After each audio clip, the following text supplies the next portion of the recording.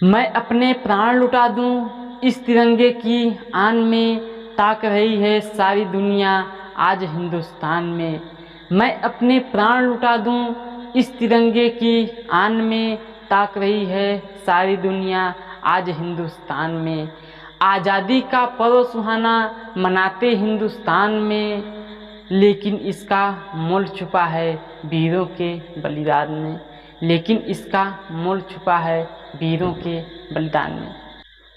Hello दोस्तों, स्वागत है आप सभी का आपके अपनी यूट्यूब चैनल स्टडी नंबर 1 पे। दोस्तों बहुत बहुत स्वागत है आप सभी का स्टडी नंबर 1 के यूट्यूब चैनल में। तो दोस्तों जैसा कि आप लोगों को मालूम है कि हमारा ये पॉलिटी की क्लास कंटिन्यू हो रही है, और हालांकि इसके पैरेलल में हम लोग देखें तो एंशिएंट हिस्ट्री, प्राचीन हिस्ट्री जिसे कहा जाता है, प्राचीन हिस्ट्री का भी वीडियो डेली आपको मिल रहा है। और उसके साथ साथ में आपको वर्ल्ड हिस्ट्री और वर्ल्ड जियोग्राफी, इस प्रकार से मॉडर्न हिस्ट्री, सब कुछ का वीडियो आपको अवेलेबल है। और प्लेलिस्ट में आप जा कर के चेक कर सकते हैं, सब कुछ वीडियो आपको मिल रहा है। तो दोस्तों हम लोग आज चलते हैं अपना खूबसूरत सा क्लास जिसका नाम है भारतीय संविधान। भारतीय संविधान में हम लोग देखेंगे आज मूल अधिकार, और मूल अधिकार का हम लोग देखेंगे चर्चा किस में है और उसका मेन कॉन्सेप्ट क्या है, और उसको मूल अधिकार को एकदम बेसिक से एकदम हाई लेवल तक विस्तृत रूप से पढ़ेंगे।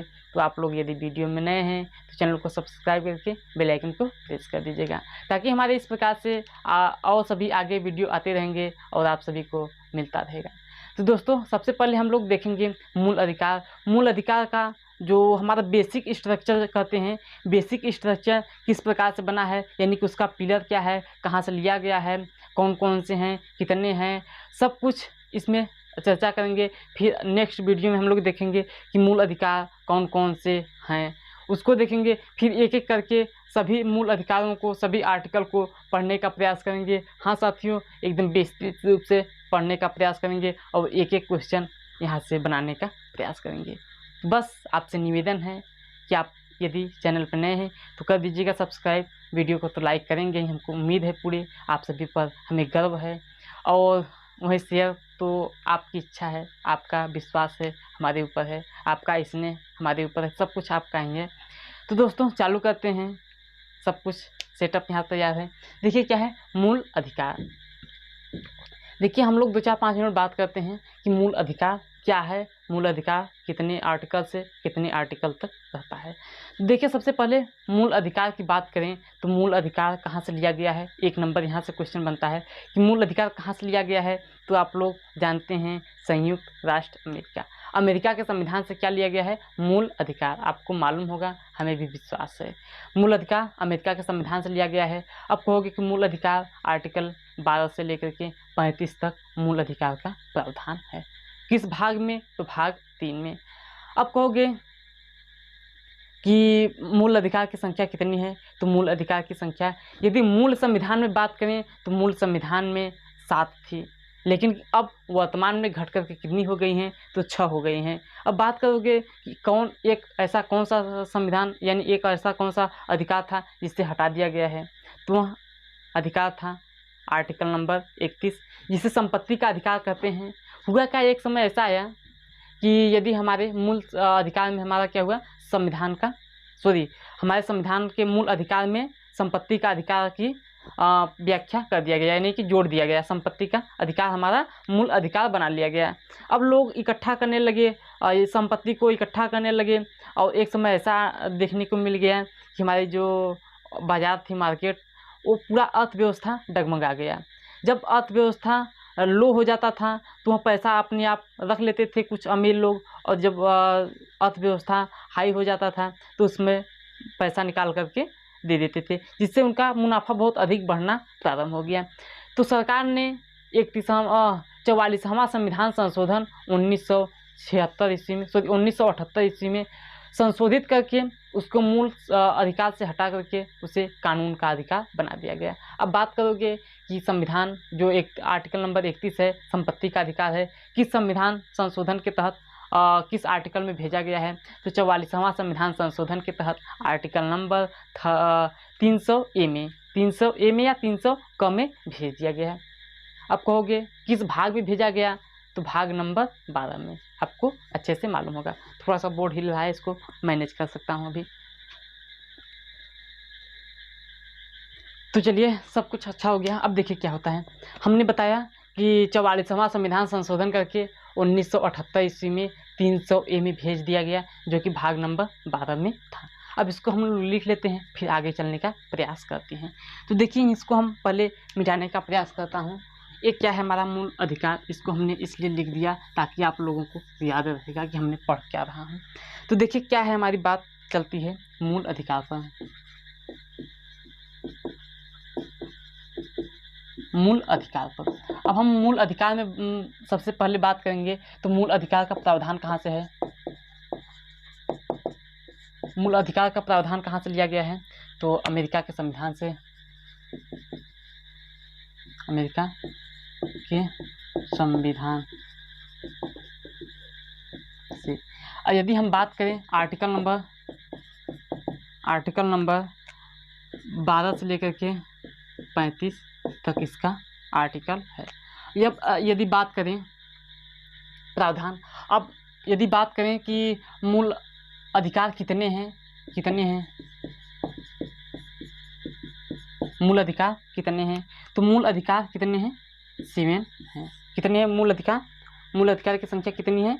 तो मूल अधिकार की संख्या 7 है। अब यदि हम बात करें कि एक वर्तमान में कितने हैं, ये तो मूल संविधान में थे। कौन? मूल संविधान में है। लेकिन अब यदि बात करें कि वर्तमान में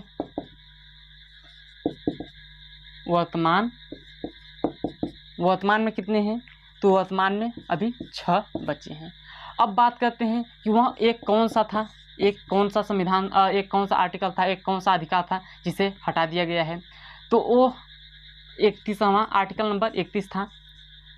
आर्टिकल नंबर 31 था, जो कि संपत्ति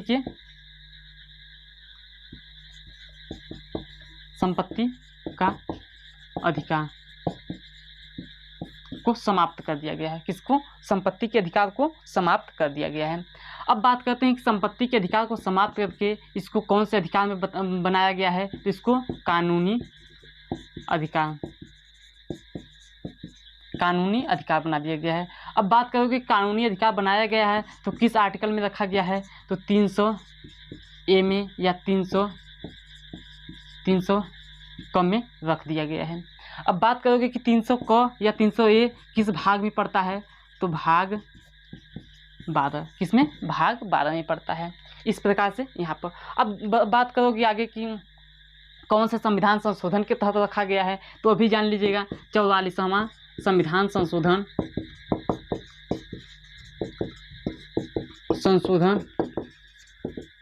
1978 ईस्वी के तहत 1978 में 44वां संविधान संशोधन 1978 में इसको चेंज करके कानून का अधिकार बना दिया गया है। किसको? संपत्ति के अधिकार को। अब आपको मालूम हो चुका होगा।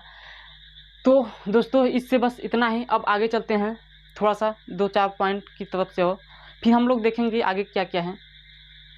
इसको थोड़ा सा मिटाएंगे, मिटाने के बाद में हम थोड़ा सा और आगे बताने का प्रयास करूँगा, और आप लोग यदि समझ रहे होंगे तो अच्छे से समझिएगा।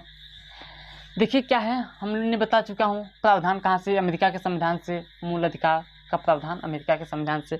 हालांकि हमने अमेरिका के संविधान से जो भी लिया गया है भारतीय संविधान में, उसका हमने एक ट्रिक बनाया हूँ।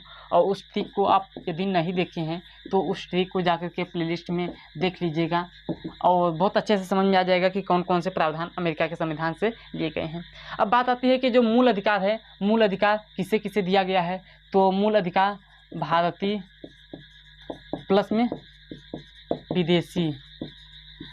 प्लस में विदेशी दोनों नागरिकों को, दोनों लोगों को मिला है। किसे? भारतीय प्लस विदेशी नागरिकों में से दोनों लोगों को मिला है। लेकिन बात करें कि मूल अनुच्छेद, लेकिन इधर तक दिख रहा है कि नहीं? एक मिनट, हाँ दिख रहा है, सब कुछ अच्छा है। लेकिन यदि हम बात करें आर्टिकल 15, आर्टिकल 15, 16, 19 और 29 और 30, 15, 16, 19, 29, 30 ये केवल भारतीय को, यहाँ पर दूसरा लिखेंगे ना, केवल भारतीय को प्राप्त है। किसे प्राप्त है? केवल भारतीय को प्राप्त है। यदि बात करें 15, 16, 19, 29, 30 केवल भारतीय को ही प्राप्त है। भारतीय नागरिक को प्राप्त है,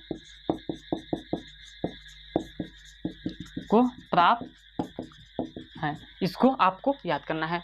यदि मूल अधिकार में बात करें तो मूल अधिकार भारतीय प्लस विदेशी दोनों लोगों को मिलता है। लेकिन यदि हम बात करें आर्टिकल 15, 16, 19, 29, 30 केवल भारतीय नागरिक को ही प्राप्त होता है। अब चलते हैं थोड़ा सा वाद्य योग्य में चलते हैं, थोड़ा सा उसके पहले चर्चा करते हैं राष्ट्रपति शासन के समय। राष्ट्रपति शासन के समय, राष्ट्रपति शासन के समय। तो राष्ट्रपति शासन के समय हम लोग चर्चा करेंगे। तो राष्ट्रपति शासन के समय में मूल अधिकार सब नष्ट हो जाते हैं, सभी मूल अधिकार समाप्त कर दिए जाते हैं। लेकिन यदि हम बात करें मूल अधिकार समाप्त कर दिए जाते हैं केवल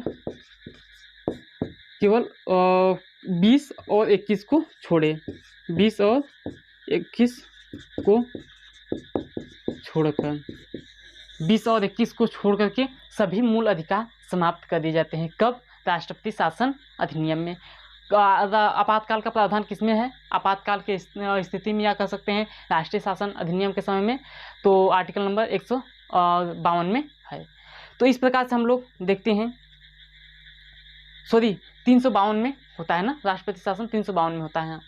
तो ये जब राष्ट्रपति शासन लग जाए या आपातकाल की स्थिति आ जाए तो उस समय मूल अधिकार समाप्त कर दिए जाते हैं, केवल व केवल आर्टिकल नंबर 20 और 21 को छोड़ करके और सभी समाप्त हो जाते हैं। अब 20 और 21 में हम लोग एक एक आर्टिकल को पढ़ेंगे तब समझेंगे कि 20 और 21 में आर्टिकल में क्या क्या लिखा गया है। अब चलते हैं इसको एक पॉइंट की तरह से और हम देख सकते हैं कि वाद्य योग्य है या नहीं।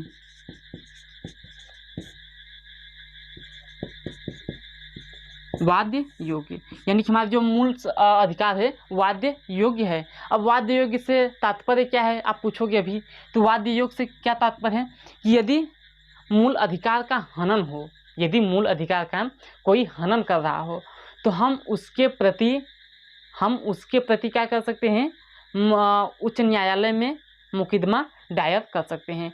तो ये क्या है? वाद्य योग्य है। तो इस प्रकार से हम लोग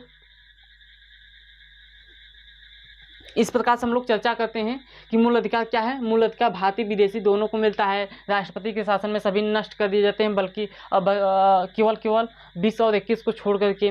अब देखते हैं आर्टिकल 15, 16, 19, 20, 19, 29, 30 केवल भारतीय नागरिक को ही प्राप्त है और यह सब उच्च न्यायालय में वाद्य योग्य है। तो दोस्तों हमारी आज की ये क्लास कैसी लगी आपको? उम्मीद करता हूँ अच्छा लगा होगा, सब कुछ अच्छा लगा होगा। और मिलते हैं अगले वीडियो में। अगले वीडियो हम लोग देखेंगे कि मूल अधिकार कौन कौन से हैं और किस आर्टिकल के तहत इसका वर्णन किया गया है।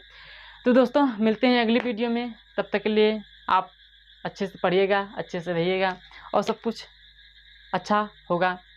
तो मिलते हैं नेक्स्ट वीडियो में। तब तक के लिए thank you, all the best, bye bye.